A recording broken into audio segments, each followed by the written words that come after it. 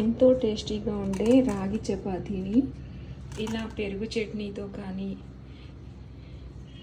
లేదా పన్నీరు మసాలా కర్రీతో కానీ ఆలు కర్రీతో కానీ తింటే చాలా టేస్టీగా ఉంటుంది. ఎలా తయారు చేయాలో ఈరోజు ఈ వీడియో ద్వారా తెలియజేస్తాను. ప్లీజ్ సబ్స్క్రైబ్ మై ఛానల్ అండి. రాగి పిండి చపాతీ కోసం ముందుగా ఒక గ్లాసు వాటర్, సేమ్ ఇదే గ్లాస్ వాటర్, ఒక గ్లాస్ వాటర్కి ఇదే సేమ్ గ్లాస్ అంతా రాగి పిండి తీసుకోవాలండి.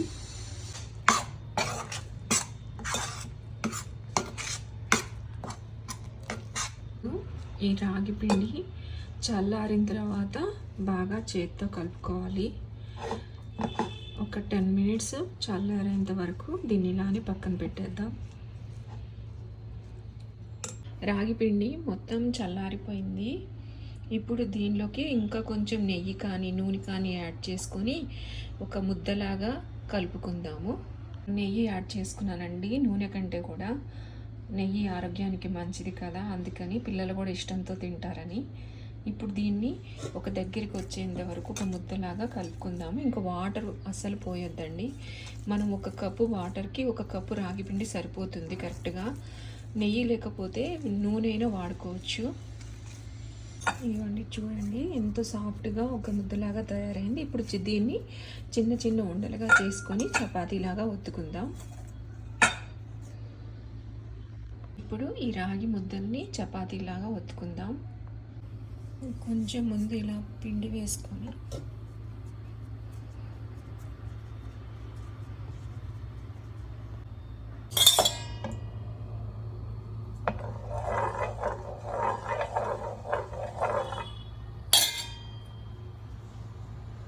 చేసినటువంటి చపాతీని దీన్ని వేసుకోవచ్చు. ఎంతో ఆరోగ్యం, కాల్షియం ఉంటుందండి.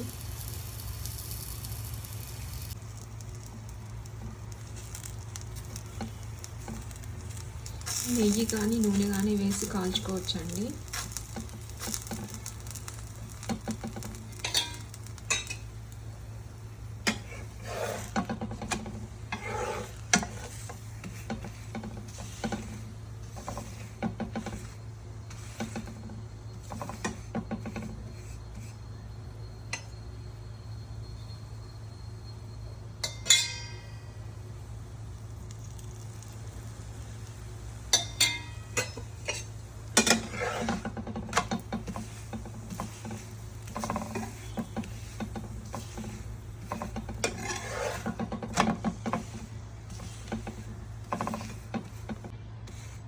చపాతీ పొంగాలంటే ముందు ఆయిల్ వేసుకోవద్దండి. ఇలా పొడిగా ఉన్నప్పుడే మనకి చాలా బాగా పొంగుతాయి. తర్వాతనే ఆయిల్ యాడ్ చేసుకోవాలి. ఆయిల్ కానీ నెయ్యి కానీ యాడ్ చేసుకోవాలి. ఇలా పొంగుతూ ఉంటాయి. ఇదిగో చూడండి, పొంగుతుంది. పొంగితే చాలా బోల్గా చపాతీ చాలా టేస్టీగా ఉంటుంది.